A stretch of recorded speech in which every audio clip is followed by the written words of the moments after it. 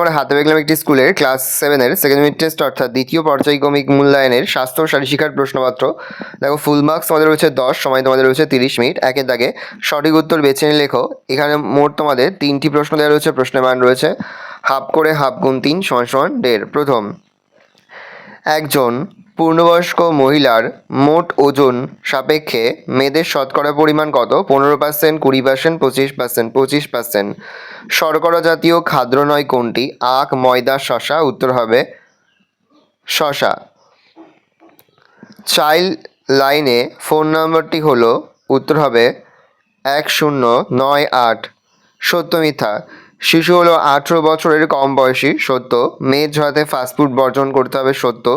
দুধ জাতীয় খাদ্যে ক্যালসিয়াম থাকে। সত্য। 2 উত্তর দাও। পুষ্টির পরিপোষকগুলো কী কী? তো শর্করা, প্রোটিন, ভিটামিন, খনিজ লবণ, জল এগুলো।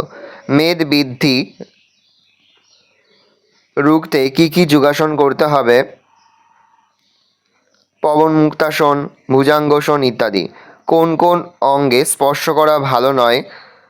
বুক, ঠোঁট, দুপায়ের মধ্যবর্তী অংশ ইত্যাদি। পরে হচ্ছে 4-এর দাগে নিচের প্রশ্নগুলোর উত্তর দাও। প্রশ্নের মান 2 করে 2 গুণ 2 = 4। পস্কোয়াইন কি? কোন খাদ্য থেকে ভিটামিন এ পাওয়া যায়? খাদ্যের কাজ কি?